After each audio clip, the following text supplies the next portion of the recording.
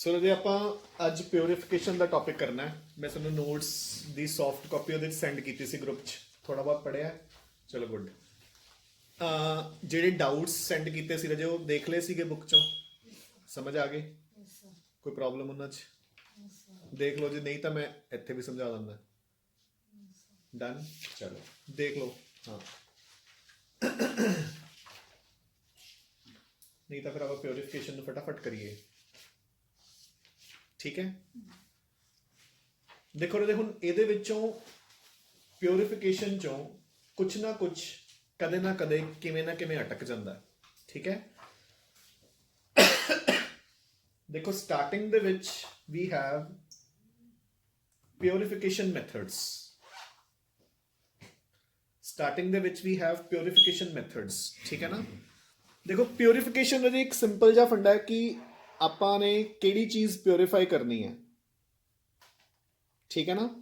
ਜਦੋਂ ਆਪਾਂ ਨੇ ਦੋ ਚੀਜ਼ਾਂ ਨੂੰ ਸੈਪਰੇਟ ਆਊਟ ਕਰਨਾ ਇੱਕ ਦੂਸਰੇ ਤੋਂ, ਤਾਂ ਉਹ ਕਿਸ ਤੇ ਡਿਪੈਂਡ ਕਰਦੀ ਹੈ? ਇੱਕ ਤਾਂ ਜਿਹੜਾ ਕੰਪਾਊਂਡ ਆਪਾਂ ਨੂੰ ਚਾਹੀਦਾ, ਦੂਸਰਾ ਇੰਪਿਓਰਿਟੀ। ਉਹਨਾਂ ਦੋਨਾਂ ਦੀਆਂ ਪ੍ਰੋਪਰਟੀਜ਼ ਦੇ ਵਿੱਚ, ਹੈ ਨਾ। ਇੱਕ ਨਾ ਇੱਕ ਪ੍ਰੋਪਰਟੀ ਉਹਨਾਂ ਦੀ ਵੇਰੀ ਕਰੂਗੀ ਤੇ ਆਪਾਂ ਉਹਦੇ ਬੇਸ ਤੇ ਉਸਨੂੰ ਡਿਸਟਿੰਗੁਇਸ਼ ਕਰ ਲਾਂਗੇ। ਇੱਕ ਬਿਲਕੁਲ ਸਿੰਪਲ ਜੀ ਦੇਸੀ ਜੀ ਐਗਜ਼ਾਮਪਲ ਦੱਸਦਾ ਸਾਨੂੰ। ਲਾਈਕ ਫੋਰ ਐਗਜ਼ਾਮਪਲ, ਅਗਰ ਆਪਣੇ ਤੋਂ ਇੱਕ ਨਮਕ ਦੀ ਥੈਲੀ ਮਿੱਟੀ 'ਚ ਗਿਰ ਜਾਵੇ, ਹੈ ਨਾ, ਨੋ ਡਾਊਟ ਦੋਨੋਂ ਮਿਕਸ ਹੋ ਜਾਣਗੇ ਆਪਸ 'ਚ, ਬਟ ਆਪਾਂ ਉਸਨੂੰ ਬਹੁਤ ਈਜ਼ੀਲੀ ਤੇ 100% ਸੈਪਰੇਟ ਆਊਟ ਕਰ ਸਕਦੇ ਹਾਂ, ਹੈ ਨਾ। ਕਿੱਦਾਂ? ਉਹਨੂੰ ਪਾਣੀ 'ਚ ਡਿਜ਼ੋਲਵ ਕਰ ਲਓ, ਮਿੱਟੀ ਸੈਟਲ ਡਾਊਨ ਹੋ ਜਾਊਗੀ, ਸਸਪੈਂਸ਼ਨ। ਉਸ ਤੋਂ ਬਾਅਦ ਉਹਨੂੰ ਫਾਈਨ ਫਿਲਟਰ ਪੇਪਰ ਨਾਲ ਫਿਲਟਰ ਕਰ ਲਓ, ਤਾਂ ਕ੍ਰਿਸਟਲੋਇਡਸ ਤਾਂ ਪਾਣੀ ਦੇ ਨਾਲ ਨਾਲ ਚਲੇ ਜਾਣਗੇ। ਸੋ ਹੁਣ ਆਪਣੇ ਪਾਣੀ 'ਚ ਸਿਰਫ ਨਮਕ ਰਹਿ ਗਿਆ, ਪਾਣੀ ਨੂੰ ਇਵੈਪੋਰੇਟ ਕਰ ਦਿਓ, ਠੀਕ ਹੈ ਨਾ। ਸੋ ਹੁਣ ਦੇਖੋ ਫਰਸਟ ਅੱਛਾ, ਇਹਨਾਂ ਮੈਥਡਸ ਦੇ ਵਿੱਚ ਆਪਾਂ ਨੂੰ ਦੋ ਚੀਜ਼ਾਂ ਪਤਾ ਹੋਣੀਆਂ ਚਾਹੀਦੀਆਂ। ਇੱਕ ਤਾਂ ਪ੍ਰਿੰਸੀਪਲ, ਵੀ ਕਿਹੜੇ ਮੈਥਡ ਦੇ ਕਿਹੜੇ ਪ੍ਰਿੰਸੀਪਲ ਦੇ ਉੱਪਰ ਬੇਸਡ ਹੈ ਮੈਥਡ।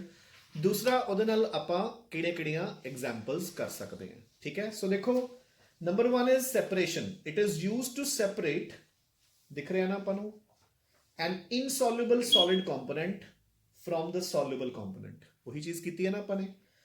ਫੋਰ ਐਗਜ਼ਾਮਪਲ, ਅੱਛਾ ਹੁਣ ਇਹ ਐਗਜ਼ਾਮਪਲਸ ਰਜੇ ਆਉਂਦੀਆਂ ਨੇ ਉੱਥੇ ਕਿ ਯੂਰੀਆ ਤੇ ਨੈਫਥਲੀਨ ਨੂੰ ਤੁਸੀਂ ਕਿਵੇਂ ਸੈਪਰੇਟ ਆਊਟ ਕਰ ਸਕਦੇ ਹੋ, ਠੀਕ ਹੈ ਨਾ। ਸੋ ਇਹ ਆਉਂਦਾ ਪੇਪਰ 'ਚ।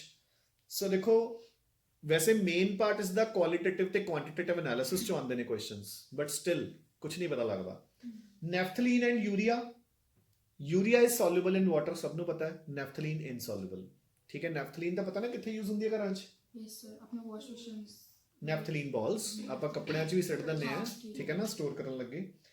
ਐਂਥ੍ਰਾਸੀਨ and benzoic acid, benzoic acid is soluble in hot water, ਠੀਕ ਹੈ, ਐਂਡ ਐਂਥ੍ਰਾਸੀਨ ਇਜ਼ ਇਨਸੋਲੂਬਲ। ਕੀ ਡਿਫਰੈਂਸ ਹੁੰਦਾ ਰਜੇ, ਮਤਲਬ ਕੀ ਹੁੰਦਾ ਨੈਫਥਲੀਨ ਤੇ ਐਂਥ੍ਰਾਸੀਨ ਕੈਮਿਸਟਰੀ ਦੇ ਵਿੱਚ, ਸਟਰਕਚਰ?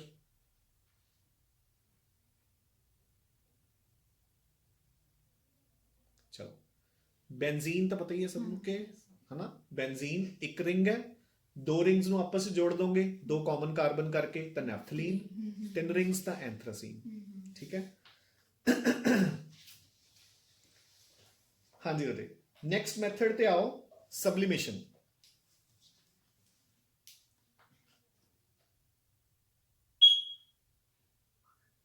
ਠੀਕ ਹੈ, ਸਬਲੀਮੇਸ਼ਨ ਨਾਓ ਕੀ ਹੁੰਦਾ ਰਜੇ? ਸਬਲੀਮੇਸ਼ਨ ਸੋਲਿਡ ਟੂ ਡਾਇਰੈਕਟ ਗੈਸ, ਠੀਕ ਹੈ ਨਾ। ਹਾਂਜੀ, ਕੋਈ ਐਗਜ਼ਾਮਪਲ ਆਪਣੀ ਰੀਅਲ ਲਾਈਫ 'ਚ ਜਦੋਂ ਆਪਾਂ ਧੂਫ ਨੂੰ ਜੇ ਆਪਾਂ ਬਰਨ ਕਰਦੇ ਆ, ਸਿੰਪਲੀ ਥੋੜੀ ਹੁੰਦੀ ਹੈ, ਉਹ ਤਾਂ ਕੰਬਸਚਨ ਹੈ। ਨਹੀਂ ਮੈਂ ਤੂੰ ਕਹਿੰਦੀ ਜੀ ਸਰ ਲੱਕੜ ਨੂੰ ਮਚਾ ਲਓ, ਤਾਂ ਇੱਕੋ ਗੱਲ ਹੈ। ਧੂਫ ਤਾਂ ਉਹ ਵਾਲੀ ਚੀਜ਼ ਹੋਈ ਨਾ। ਕਲਾਸਿਕਲ ਐਗਜ਼ਾਮਪਲ ਆਪਣੀ real life, solid to direct gas. ਹਰ ਇੱਕ ਵਾਸ਼ਰੂਮ ਦੇ ਵਿੱਚ ਆਰਡੀਨਲ ਰੱਖੀ ਹੁੰਦੀ ਹੈ, ਹਨਾ। ਕੀ ਹੁੰਦਾ ਉਹ? ਕੈਂਫਰ, ਠੀਕ ਹੈ ਨਾ। ਮੁਸਕ ਕਪੂਰ ਜਿਹਨੂੰ ਕਹਿ ਦਿੰਦੇ ਨੇ, ਕਪੂਰ ਕਹਿ ਦਿੰਦੇ ਨੇ, ਹਨਾ। So ਦੇਖੋ, it is used for the separation of sublimable volatile compounds from non-sublimable, ਠੀਕ ਹੈ ਨਾ, ਠੀਕ ਹੈ। So solid ਦੀ sublimation ਹੋ ਗਈ, वेपर्स बन गए। किस ਨੂੰ ਪਿਓਰੀਫਾਈ ਕਰਨ ਦੇ ਕੰਮ ਆਉਂਦਾ ਹੈ? ਪਿਓਰੀਫਿਕੇਸ਼ਨ ਆਫ ਕੈਂਫਰ, ਨੈਫਥਲੀਨ, ਐਂਥ੍ਰਾਸੀਨ, ਬੈਂਜ਼ੋਇਕ ਐਸਿਡ।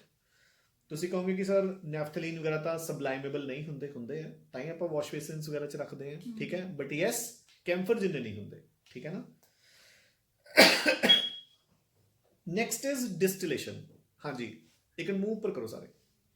ਡਿਸਟਿਲੇਸ਼ਨ ਕੀ ਹੁੰਦੀ ਹੈ? ਕੋਈ ਵੀ ਬੱਚਾ ਸਹੀ ਸਹੀ ਡੈਫੀਨੇਸ਼ਨ ਦੱਸੇ ਤਿੰਨਾਂ ਚੋਂ।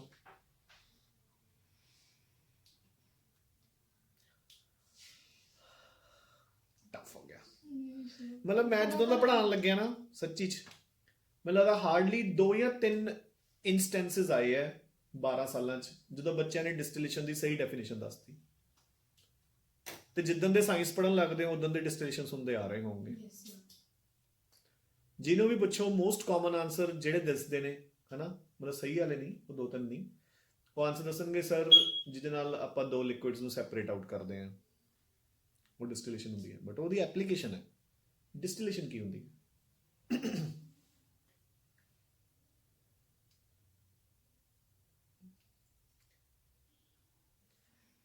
ਪਾਣੀ ਹੈ ਆਪਣੇ ਕੋਲ, ਤੁਸੀਂ ਪਾਣੀ ਨੂੰ ਇਵੈਪੋਰੇਟ ਕਰਤਾ। ਆਪਾਂ ਨੇ ਹੁਣੇ ਕੀ ਕੀਤਾ ਸੀ ਕਿ ਆਪਾਂ ਨਮਕ ਮਿੱਟੀ ਚੋਂ ਅਲੱਗ ਕਰਨਾ ਹੈ। ਨਮਕ ਨੂੰ ਮਿੱਟੀ ਤੋਂ ਅਲੱਗ ਕਰ ਲਿਆ, ਉਹ ਫਿਲਟਰੇਸ਼ਨ ਹੈ। ਫਿਰ ਨਮਕ ਤੇ ਪਾਣੀ ਨੂੰ ਆਪਾਂ ਨੇ ਅਲੱਗ ਕੀਤਾ ਹੈ। ਜੇ ਤਾਂ ਪਾਣੀ ਨੂੰ ਬੋਇਲ ਆਫ ਕਰਤਾ ਫਿਰ ਤਾਂ ਬੋਇਲਿੰਗ ਹੈ, ਇਵੈਪੋਰੇਸ਼ਨ ਹੈ। ਬਟ ਸਪੋਜ਼ ਤੂੰ ਕਵੇਂ ਕਿ ਮੈਂ ਸਰ ਪਾਣੀ ਵੀ ਨਹੀਂ ਵੇਸਟ ਕਰਨਾ ਚਾਹੁੰਦੀ, ਫਿਰ ਆਪਾਂ ਕੀ ਕਰਾਂਗੇ? ਉਹ ਵੇਪਰਸ ਨੂੰ ਕਲੈਕਟ ਕਰਕੇ ਕੂਲ ਕਰਕੇ ਦੁਬਾਰਾ ਪਾਣੀ ਬਣਾ ਲਾਂਗੇ। ਪਾਣੀ ਇੱਕ ਪਾਸੇ ਆ ਗਿਆ, ਨਮਕ ਇੱਕ ਪਾਸੇ ਆ ਗਿਆ। So the process of converting a liquid into its vapors and then converting back या condensing back the vapors into the liquid is known as distillation. Liquid to vapor, vapor to liquid, ਉਹਨੂੰ ਆਪਾਂ distillation ਕਹਿੰਦੇ ਆ। ਤੇ ਆਪਾਂ ਕਦੋਂ use ਕਰਦੇ ਹਾਂ ਇਸ ਨੂੰ? ਜਦੋਂ ਆਪਾਂ ਨੇ 2 ਲਿਕੁਇਡਸ ਨੂੰ ਸੈਪਰੇਟ ਆਊਟ ਕਰਨਾ ਹੈ ਜਿਨ੍ਹਾਂ ਦੇ ਬੋਇਲਿੰਗ ਪੁਆਇੰਟ ਦੇ ਵਿੱਚ ਕਾਫੀ ਜ਼ਿਆਦਾ ਡਿਫਰੈਂਸ ਹੈ। ਜੇ ਹੁਣ ਇੱਕ ਦਾ ਬੋਇਲਿੰਗ ਪੁਆਇੰਟ 50 ਹੈ, ਇੱਕ ਦਾ 100, ਆਪਾਂ 70 ਤੇ ਹੀਟ ਕਰ ਦਾਂਗੇ, 50 ਵਾਲਾ ਉੱਡ ਜਾਊਗਾ, ਆਪਾਂ ਉਹਨੂੰ ਅਲੱਗ ਕਲੈਕਟ ਕਰ ਲਾਂਗੇ। ਠੀਕ ਹੈ, ਸੋ ਦੇਖੋ, it is used for the separation of liquids having sufficient difference in the boiling points या फिर volatile liquids from non-volatile liquids. Clear? देखो clearly mention किया गया। First example, chloroform and aniline. Aniline ਦੇ ਵਿੱਚ हाइड्रोजन बॉन्डिंग होगी जिदे करके ਉਹਦਾ boiling point is very high। ठीक है राधे? Ether and toluene, ਠੀਕ ਹੈ। ਈਥਰਸ ਆਪਾਂ ਨੂੰ ਪਤਾ ਹੈ ਲੋ ਬੋਇਲਿੰਗ ਵਾਲੇ ਹੁੰਦੇ ਨੇ। ਹੁਣ ਤੁਸੀਂ ਕਹੋਗੇ ਕਿ ਸਰ ਉਹਦੇ ਵਿੱਚ ਤਾਂ ਫਿਰ ਵੀ ਆਕਸੀਜਨ ਹੈ, ਬਟ ਟੋਲੂਇਨ ਚ ਜੇ ਬੈਂਜ਼ੀਨ ਰਿੰਗ ਹੈ, 7 ਕਾਰਬਨਸ ਹੋ ਗਏ। ਠੀਕ ਹੈ, ਬੈਂਜ਼ੀਨ ਐਂਡ ਐਨਿਲੀਨ ਅਗੇਨ ਹਾਈਡਰੋਜਨ ਬੌਂਡਿੰਗ। ਠੀਕ ਹੈ, next is fractional distillation. Ki difference ਹੁੰਦਾ ਹੈ ਜੀ ਡਿਸਟਿਲੇਸ਼ਨ ਤੇ ਫ੍ਰੈਕਸ਼ਨਲ ਡਿਸਟਿਲੇਸ਼ਨ ਚ? ਜਿਨ੍ਹਾਂ ਦੇ ਵਿੱਚ ਬੋਇਲਿੰਗ ਪੁਆਇੰਟ ਕਲੋਜ਼ ਤੇ ਹਾਂ, ਦੈਟ ਉਹਨਾਂ ਨੂੰ ਆਪਾਂ ਸੈਪਰੇਟ ਆਊਟ ਕਰਦੇ ਹਾਂ ਬਾਈ using fractional distillation. Classical example ਜਿਹੜੀ ਤੁਸੀਂ ਸ਼ੁਰੂ ਤੋਂ ਪੜ੍ਹਦੇ ਆ ਰਹੇ ਹੋ, ਪੈਟਰੋਲੀਅਮ ਰਿਫਾਈਨਿੰਗ। ਠੀਕ ਹੈ, ਇੱਥੇ ਵੀ ਇੱਕ ਐਗਜ਼ਾਮਪਲ ਦਿੱਤੀ ਹੋਈ ਹੈ, ਐਸੀਟੋਨ ਐਂਡ ਮੀਥੇਨੋਲ। ਕਿਉਂਕਿ ਮੀਥੇਨੋਲ ਦੇ ਵਿੱਚ ਹਾਈਡਰੋਜਨ ਬੌਂਡਿੰਗ ਹੋਊਗੀ, ਬਟ ਐਸੀਟੋਨ ਦੇ ਵਿੱਚ ਕਾਰਬਨਸ 3 ਹੈ, ਤਾਂ ਦੋਨਾਂ ਦੇ ਬੋਇਲਿੰਗ ਪੁਆਇੰਟਸ ਕੀ ਹੈ? ਲਗਭਗ ਸੇਮ।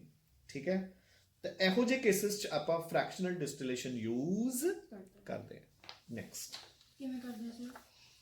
ਬਾਈ ਯੂਜ਼ਿੰਗ ਅ ਫ੍ਰੈਕਸ਼ਨੇਟਿੰਗ ਕਾਲਮ। ਠੀਕ ਹੈ, ਉਸ ਫ੍ਰੈਕਸ਼ਨੇਟਿੰਗ ਕਾਲਮ ਦੇ ਵਿੱਚ ਇਹਦੇ ਸਲਿਟਸ ਲੱਗੀਆਂ ਹੁੰਦੀਆਂ ਬਹੁਤ ਸਾਰੀਆਂ। ਜਿਵੇਂ ਜਿਵੇਂ ਲਿਕੁਇਡ ਉੱਪਰ ਮੂਵ ਕਰੀ ਜਾਂਦਾ ਹੈ, ਇੱਕ ਲਿਕੁਇਡ ਹੌਲੀ ਹੌਲੀ ਦੂਸਰੇ ਤੋਂ ਸੈਪਰੇਟ ਆਊਟ ਹੋਈ ਜਾਂਦਾ। ਇੱਕ ਵਾਰੀ ਚ ਨਹੀਂ ਸਾਰੇ ਹੁੰਦੇ, ਮਤਲਬ ਬਾਰ-ਬਾਰ, ਹੈਨਾ। Next is distillation under reduced pressure. ਦੇਖੋ ਰਾਜੇ, ਹੁਣ ਨੇਮ ਖੁਦ ਬੋਲ ਰਿਹਾ ਹੈ ਡਿਸਟਿਲੇਸ਼ਨ ਅੰਡਰ ਰਿਡਿਊਸਡ ਪ੍ਰੈਸ਼ਰ। ਇਹਦਾ ਮਤਲਬ ਕੀ ਹੈ? ਦੇਖੋ ਇਧਰ ਧਿਆਨ ਨਾਲ। ਸਪੋਜ਼ ਮੈਂ 2 ਲਿਕੁਇਡਸ ਮਿਕਸ ਕਰ ਰੱਖੇ ਨੇ, A2 plus B2। ਸੁਣ ਲਓ ਧਿਆਨ ਨਾਲ। ਠੀਕ ਹੈ, ਫॉर एग्जांपल A2 ਦਾ boiling point is 400 kelvin, B2 ਦਾ boiling point is 500 kelvin. So ਆਪਾਂ ਇਹਨੂੰ ਈਜ਼ੀਲੀ ਸੈਪਰੇਟ ਆਊਟ ਕਰ ਸਕਦੇ ਹਾਂ। ਆਪਾਂ ਇਹਨੂੰ 400 ਤੇ ਹੀਟ ਕਰਾਂਗੇ, 400 ਤੋਂ ਉੱਪਰ ਹੀਟ ਕਰਾਂਗੇ, 420, 25, 30 ਤੇ, ਹਨਾ। A2 ਉੱਡ ਜਾਊਗਾ, B2 ਰਹਿ ਜਾਊਗਾ। ਇਹੀ ਹੈ।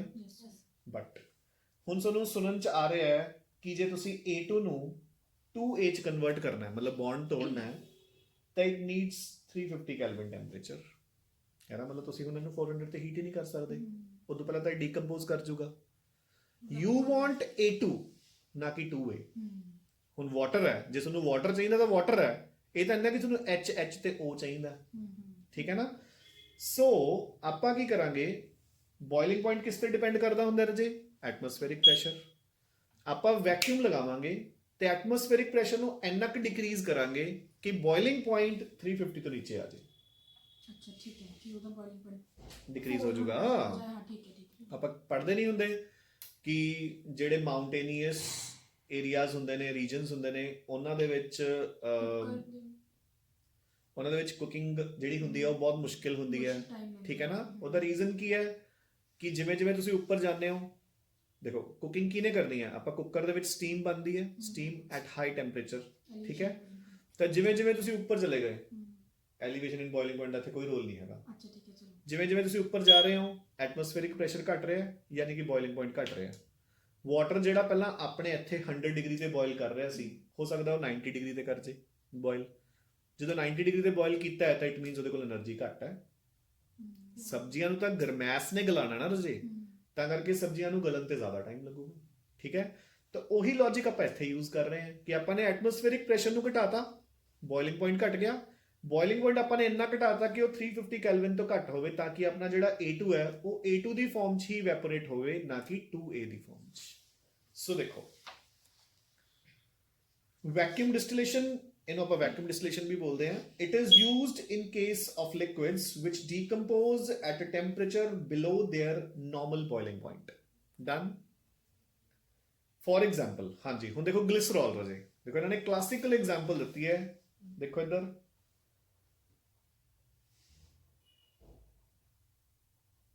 ਗਲਿਸਰੀਨ ਜਾਂ ਗਲਿਸਰੋਲ ਜਿਹਨੂੰ ਆਪਾਂ ਕਹਿੰਦੇ ਹਾਂ, ਤੁਸੀਂ ਦੇਖਿਆ ਵੀ ਹੋਊਗਾ ਰੀਅਲ ਲਾਈਫ 'ਚ ਗਲਿਸਰੀਨ ਦੇਖੀ ਹੈ, ਠੀਕ ਹੈ। ਕਿਹੋ ਜਿਹੀ ਹੁੰਦੀ ਹੈ? ਵਾਈਟ ਟ੍ਰਾਂਸਪੇਰੈਂਟ ਐਲਕੋਹਲ ਹੈ, ਟ੍ਰਾਂਸਪੇਰੈਂਟ ਹੀ ਹੋਊਗਾ। ਟੈਕਸਚਰ ਜੈਲੀ ਟਾਈਪ ਹੈ ਨਾ, ਹੈਗਾ ਐਲਕੋਹਲ ਹੈ। ਜਦਕਿ ਜਿਹੜਾ ਐਲਕੋਹਲ ਹੁੰਦਾ ਨਾਰਮਲ ਐਲਕੋਹਲ, ਇਥੇਨॉल, ਮੀਥੇਨॉल, ਉਹ ਬਿਲਕੁਲ ਪਾਣੀ ਵਾਂਗੂ ਹੁੰਦੇ ਨੇ। ਕਿਉਂ? ਐਕਸਟੈਂਟ ਆਫ ਹਾਈਡਰੋਜਨ ਬੌਂਡਿੰਗ ਦੇਖੋ ਰਦੇ, ਠੀਕ ਹੈ। ਬਣਿਆ ਨਾਰਮਲ ਐਲਕੋਹਲ ਵੀ ਕਾਰਬਨ ਕਾਰਬਨ ਬੌਂਡਸ ਤੋਂ ਹੈ, ਇਹ ਵੀ ਕਾਰਬਨ ਕਾਰਬਨ ਬੌਂਡਸ ਤੋਂ, ਤਾਂ ਬੌਂਡ એનર્ਜੀ ਤਾਂ ਸੇਮ ਹੈ ਨਾ। ਸੋ ਇਹਦਾ boiling point due to extensive hydrogen bonding ਹੋ ਗਿਆ 563 ਕੈਲਵਿਨ। ਜਦਕਿ ਡੀਕੰਪੋਜੀਸ਼ਨ ਆਪਾਂ ਨੂੰ ਕਰਨੀ ਪਊਗੀ 453 ਕੈਲਵਿਨ ਤੋਂ नीचे नीचे, otherwise carbon carbon bonds will break down, ठीक है। it is used to separate glycerol from the spent lye in the soap industry, ठीक है ना। ਜਦੋਂ ਆਪਾਂ soap manufacture ਕਰਦੇ ਆਪਾਂ ਨੇ ਕੀਤਾ ਨਹੀਂ ਕਿ soaps ਕੀ ਹੁੰਦੀਆਂ ਨੇ, sodium ਔਰ potassium salts of long chain fatty acids। ਕਿਸ ਤੋਂ ਬਣਦੀਆਂ ਨੇ? ਫੈਟਸ ਤੋਂ। ਫੈਟਸ ਕੀ ਹੁੰਦੇ ਨੇ? ਟ੍ਰਾਈਗਲਿਸਰਾਈਡਸ, ਯਾਦ ਹੈ?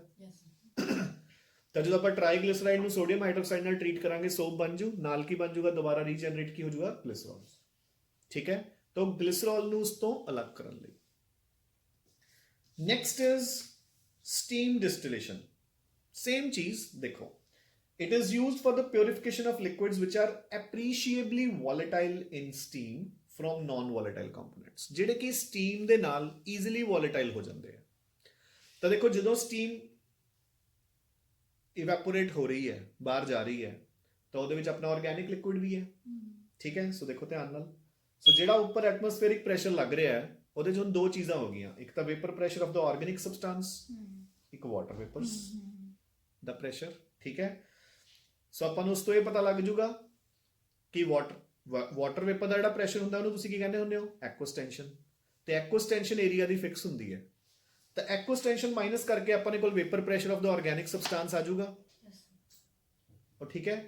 ਨੀਚੇ ਫਾਰਮੂਲਾ ਦਿੱਤਾ ਹੋਇਆ ਹੈ ਉਹਦਾ ਅਮਾਉਂਟ ਕੈਲਕੂਲੇਟ ਕਰਨ ਲਈ कि number of moles of the organic substance upon number of moles of water is equal to partial pressure of organic substance upon partial pressure of water।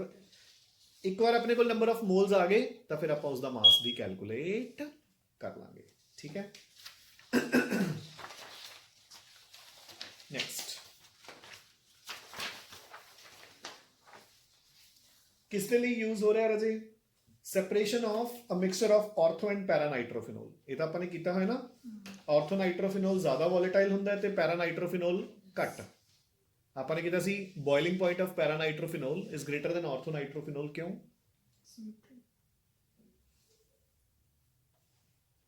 Boiling point of orthonitrophenol greater than ਦਾ paranitrophenol ਘੱਟ ਹੁੰਦਾ।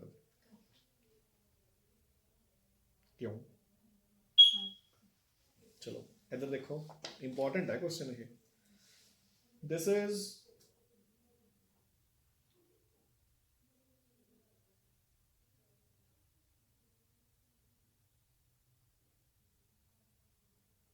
orthonitrophenol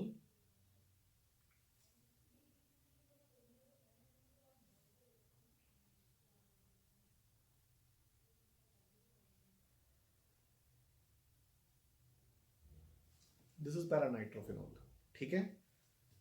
ਇਹਦਾ H ਤੇ ਇਹਦਾ O hydrogen bond ਬਣ ਗਿਆ। ਐਡਾ ਲੰਬਾ ਹਾਈਡਰੋਜਨ ਬੌਂਡ ਤਾਂ ਬਣਨ ਨਹੀਂ ਲੱਗਿਆ, ਠੀਕ ਹੈ। ਇਹਦੇ 'ਚ ਹਾਈਡਰੋਜਨ ਬੌਂਡਿੰਗ ਹੈਗੀ, ਇਹਦੇ 'ਚ ਨਹੀਂ ਹੈਗੀ, ਫਿਰ ਇਹਦਾ ਬੋਇਲਿੰਗ ਪੁਆਇੰਟ ਘੱਟ ਤੇ ਇਹਦਾ ਜ਼ਿਆਦਾ ਕਿਉਂ ਹੈ? ਫਿਰ ਤਾਂ ਉੱਥੇ ਹੀ ਹੋਣਾ ਚਾਹੀਦਾ ਆਨਸਰ, ਹੈ ਨਾ ਦੀਆ? ਨਹੀਂ, ਕਿਉਂਕਿ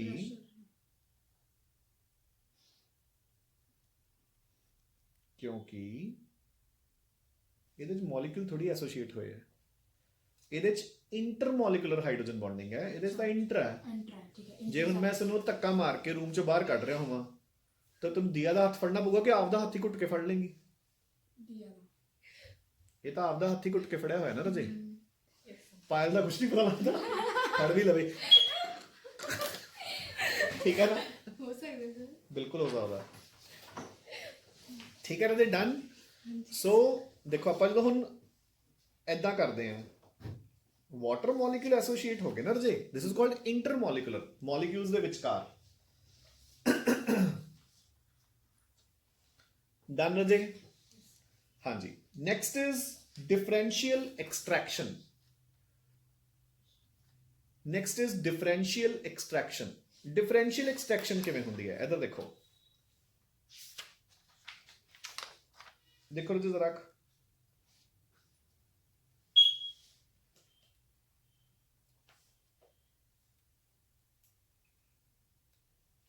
ਸੋ ਦੇਖੋ, ਫॉर एग्जांपल ਆਪਣੇ ਕੋਲ ਕੀ ਹੈ,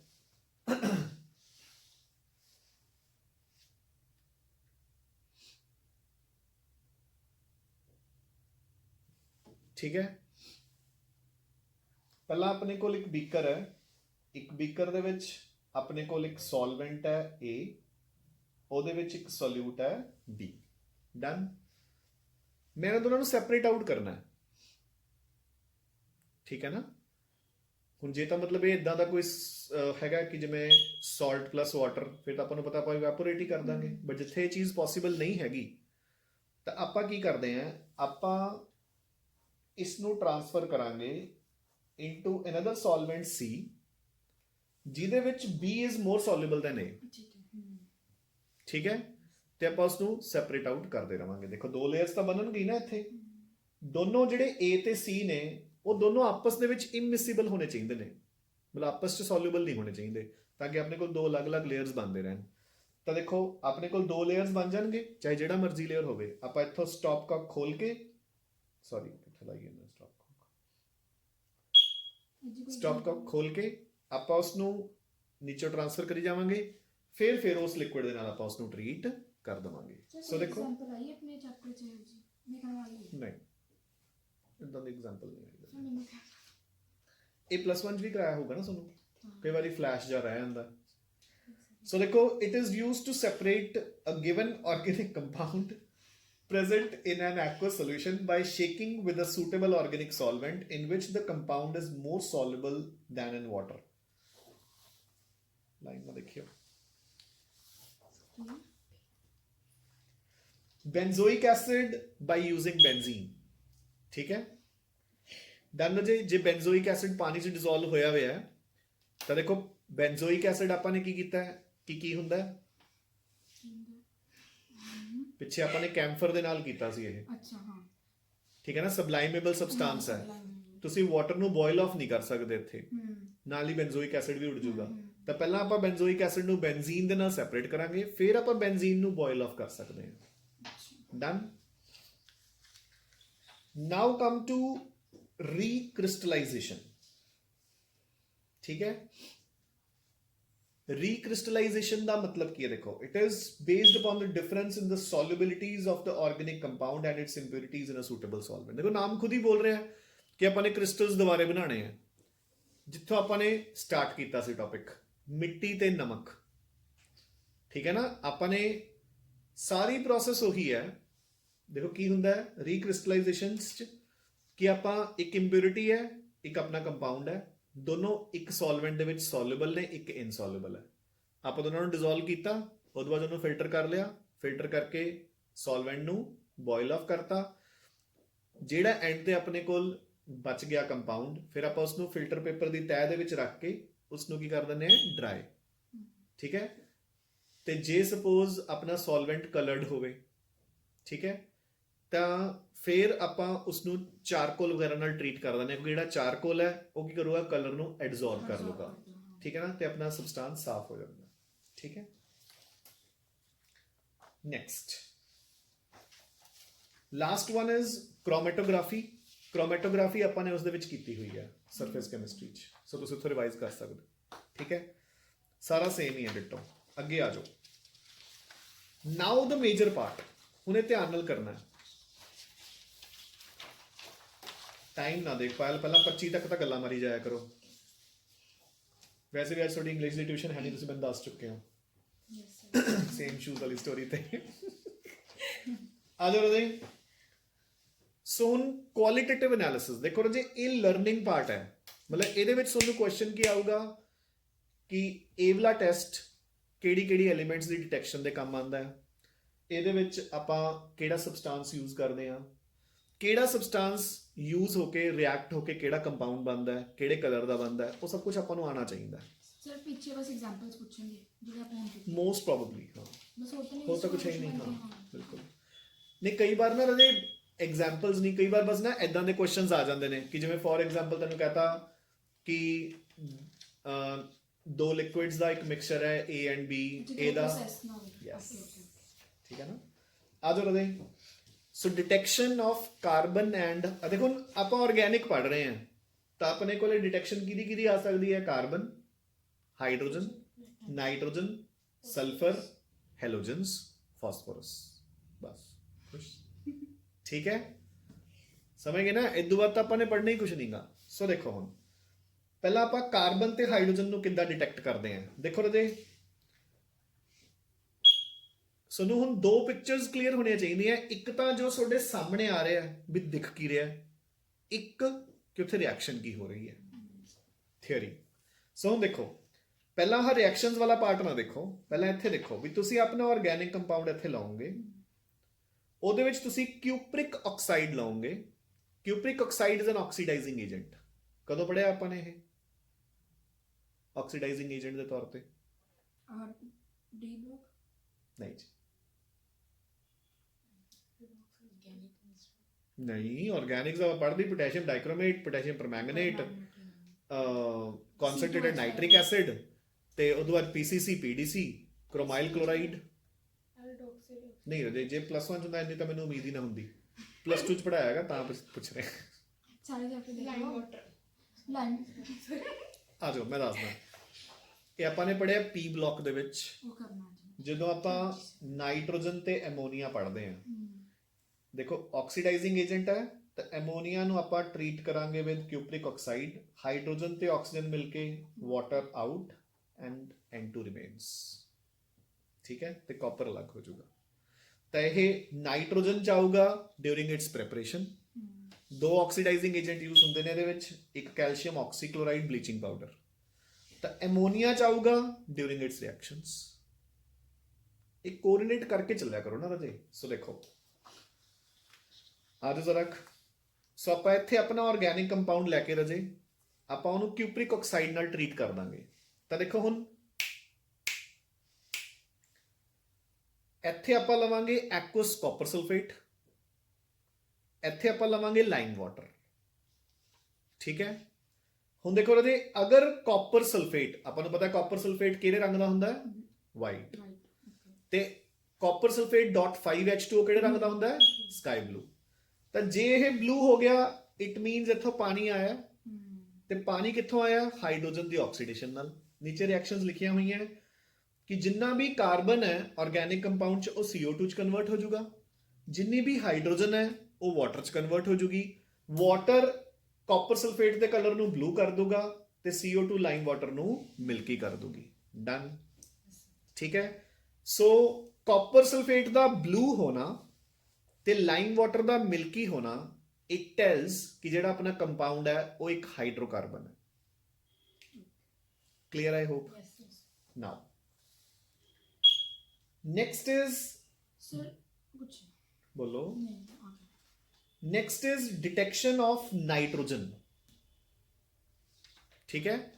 ਨਾਈਟ੍ਰੋਜਨ ਨੂੰ ਆਪਾਂ ਕਿਵੇਂ, ਆਪਾਂ ਮੇਨ ਟੈਸਟ ਬਾਅਦ ਚ ਕਰਾਂਗੇ, ਠੀਕ ਹੈ ਨਾ, ਪਹਿਲਾਂ ਇਹ ਸੁਣ ਲਓ। ਡਿਟੈਕਸ਼ਨ ਆਫ ਨਾਈਟ੍ਰੋਜਨ, ਨਾਈਟ੍ਰੋਜਨ ਕਿੱਦਾਂ ਡਿਟੈਕਟ ਹੁੰਦੀ ਹੈ ਰਜੇ? ਇਹਨੂੰ ਆਪਾਂ ਕਹਿੰਦੇ ਆ ਸੋਡਾ ਲਾਈਮ ਟੈਸਟ। ਆਪਾਂ ਆਪਣੇ ਆਰਗੈਨਿਕ ਕੰਪਾਊਂਡ ਨੂੰ ਸੋਡਾ ਲਾਈਮ ਨਾਲ ਟਰੀਟ ਕਰਦੇ ਹਾਂ, ਜਿੰਨੀ ਵੀ ਉਹਦੇ ਚ ਨਾਈਟ੍ਰੋਜਨ ਹੈ ਉਹ ਐਮੋਨੀਆ ਚ ਕਨਵਰਟ ਹੋ ਜਾਂਦੀ ਹੈ। ਤਾਂ ਇੱਕ ਐਮੋਨੀਅਕਲ ਸਮੈਲ ਦਾ ਆਣਾ, ਇਟ ਕਨਫਰਮਸ, ਮਤਲਬ ਇਟ ਗਿਵਸ ਐਨ ਇੰਡੀਕੇਸ਼ਨ ਕਿ ਉਹਦੇ ਚ ਨਾਈਟ੍ਰੋਜਨ ਹੋ ਸਕਦੀ ਹੈ, ਠੀਕ ਹੈ। ਬਟ ਜਿਵੇਂ ਨੀਚੇ ਇੱਕ ਰਿਐਕਸ਼ਨ ਵੀ ਲਿਖੀ ਹੋਈ ਹੈ, ਅਮਾਈਡ ਹੈ ਨਾ, ਤਾਂ ਅਮਾਈਡ ਚ ਨਾਈਟ੍ਰੋਜਨ ਹੈਗੀ ਹੈ, ਬਟ ਇਹ ਟੈਸਟ ਰਿਲਾਇਬਲ ਨਹੀਂ ਹੈ, ਕਿਉਂਕਿ ਦੇਖੋ ਨੈਕਸਟ ਪੇਜ ਤੇ ਨਾਈਟ੍ਰੋ ਕੰਪਾਊਂਡਸ ਹੋ ਗਏ, ਡਾਇਜ਼ੋਨੀਅਮ ਸਾਲਟਸ ਹੋ ਗਏ, ਉਹ ਇਹ ਟੈਸਟ ਨਹੀਂ ਦਿੰਦੇ, ਉਹਦੇ ਚ ਅਮੋਨੀਆ ਨਹੀਂ ਬਣਦੀ, ਠੀਕ ਹੈ। ਉਹ ਡਨ ਹੈ। Yes, sir. ਹਾਂਜੀ, ਨੈਕਸਟ ਆ ਜੋ ਹੈਲੋਜਨਸ, ਇਹਨਾਂ ਲਈ ਆਪਾਂ ਯੂਜ਼ ਕਰਦੇ ਹਾਂ ਬਾਇਲਸਟਾਈਨਸ ਟੈਸਟ। ਦੇਖੋ ਇਹਦੇ ਬਾਇਲਸਟਾਈਨਸ ਟੈਸਟ ਕੀ ਹੁੰਦਾ? ਕਾਪਰ ਵਾਇਰ ਮਿਲਦੀ ਹੈ ਮਾਰਕੀਟ 'ਚ, ਜਿਹੜੀ ਮਰਜ਼ੀ ਲੈਬ ਤੋਂ ਲੈ ਲਓ, ਉਹਨੂੰ ਫਲੇਮ ਤੇ ਲੈ ਕੇ ਜਾਓ, ਜਦੋਂ ਉਹ ਇੱਥੋਂ ਬਿਲਕੁਲ ਐਨ, ਮਤਲਬ ਆਪਾਂ ਨੂੰ ਪਤਾ ਨਾ ਪਹਿਲਾਂ ਦੇਖੋ ਔਰੇਂਜਿਸ਼ ਜੀ ਹੋ ਜੂਗੀ, ਫਿਰ ਇੱਕਦਮ ਬਲੂ ਟਿੰਜ ਮਾਰਨ ਲੱਗ ਜੂਗੀ ਉਹਦੇ 'ਚੋਂ, ਜਦੋਂ ਪੂਰੀ ਗਰਮ ਹੋ ਗਈ। ਬਲੂ ਟਿੰਜ ਮਾਰਨ ਤੋਂ ਬਾਅਦ ਉਸਨੂੰ ਆਰਗੈਨਿਕ ਕੰਪਾਊਂਡ ਦੇ ਵਿੱਚ ਥੋੜਾ ਜਿਹਾ ਡਿਪ ਕਰੋ, ਮਤਲਬ ਆਰਗੈਨਿਕ ਕੰਪਾਊਂਡ ਉਸਨੂੰ ਟੱਚ ਕਰੋ, ਫਿਰ ਫਲੇਮ ਤੇ ਲੈ ਕੇ ਜਾਓ। ਅਗਰ ਤੁਹਾਡਾ ਫਲੇਮ ਬਲੂਇਸ਼ ਗ੍ਰੀਨ ਹੋ ਗਿਆ ਤਾਂ ਇਟ ਮੀਨਸ ਹੈਲੋਜਨਸ ਪ੍ਰੈਜ਼ੈਂਟ ਹੈ, ਫਲੋਰੀਨ, ਕਲੋਰੀਨ, ਬ੍ਰੋਮੀਨ ਜਾਂ ਆਇਓਡੀਨ। ਸੋ ਹੁਣ ਇਸ ਦੀਆਂ ਡਿਸਐਡਵਾਂਟੇजेस ਸਿੰਪਲ। ਇਹ ਆਪਾਂ ਨੂੰ ਪਹਿਲੀ ਗੱਲ ਤਾਂ ਇਹ ਨਹੀਂ ਪਤਾ ਲੱਗਿਆ ਕਿ ਫਲੋਰੀਨ ਹੈ, ਕਲੋਰੀਨ ਹੈ, ਬ੍ਰੋਮੀਨ ਹੈ ਜਾਂ ਆਇਓਡੀਨ ਹੈ। ਦੂਸਰਾ, ਕੁਝ ਕੰਪਾਊਂਡਸ ਨੇ ਜਿਵੇਂ ਕਿ ਯੂਰੀਆ, ਥਾਇਓਯੂਰੀਆ, ਜਿਨ੍ਹਾਂ 'ਚ ਹੈਲੋਜਨਸ ਹੈ ਹੀ ਨਹੀਂ, ਉਹ ਵੀ ਇਹ ਟੈਸਟ ਦੇ ਦਿੰਦੇ, ਬਲੂਇਸ਼ ਗ੍ਰੀਨ ਕਲਰ ਆ ਜਾਂਦਾ, ਠੀਕ ਹੈ। ਆ ਲਿਖਿਆ ਹੋਇਆ ਉਹਦੇ। Done. Yes, sir. Next come to detection of phosphorus. Same ਆਪਾਂ ਇੱਕ ਟੈਸਟ ਟਿਊਬ ਲੈਂਦੇ ਆ, ਉਹਦੇ ਵਿੱਚ ਆਪਾਂ ਸੋਡੀਅਮ ਪਰਆਕਸਾਈਡ ਪਾਉਂਦੇ ਆ। Sodium peroxide is an oxidising agent. ਜਿੰਨਾ ਵੀ ਫਾਸਫੋਰਸ ਹੈ it will be oxidised to sodium phosphate. Done. Sodium phosphate ਰਜੇ ਇੱਕ ਸਾਲਟ ਹੈ, ਪਤਾ ਨਾ ਕਿਹਦਾ ਸਾਲਟ ਹੈ? NaOH ਤੇ ਫਾਸਫੋਰਿਕ ਐਸਿਡ। ਆਪਾਂ ਫਾਸਫੋਰਿਕ ਐਸਿਡ ਤੋਂ ਵੀ ਸਟਰੋਂਗ ਐਸਿਡ ਪਤਾ, ਨਾਈਟ੍ਰਿਕ ਐਸਿਡ। ਦੇਖੋ ਤਾਂ ਨਾਈਟ੍ਰਿਕ ਐਸਿਡ ਨੇ ਆਪ ਦਾ ਸਾਲਟ ਬਣਾ ਲਿਆ ਸੋਡੀਅਮ ਨਾਈਟ੍ਰੇਟ, ਫਾਸਫੋਰਿਕ ਐਸਿਡ ਨੂੰ ਕੱਢਤਾ ਬਾਹਰ। ਉਹ ਫਾਸਫੋਰਿਕ ਐਸਿਡ ਦੇ ਵਿੱਚ ਤੁਸੀਂ ਪਾਇਆ ਐਮੋਨੀਅਮ ਮੋਲਿਬਡੇਟ, ਰਿਐਕਟ ਕਰਕੇ ਬਣ ਗਿਆ ammonium phosphomolybdate which is a yellow coloured PPT। ਤਾਂ ਯੈਲੋ ਕਲਰਡ PPT ਦਾ ਪ੍ਰੈਜ਼ੈਂਟ ਹੋਣਾ indicates the presence of phosphorus. Done. Now and finally ਹੁਣ ਆਪਣੇ ਕੋਲ ਇੱਕ ਕਨਫਰਮੇਟਰੀ ਟੈਸਟ ਹੈ, ਇਹਨੂੰ ਆਪਾਂ ਕਹਿੰਦੇ ਹਾਂ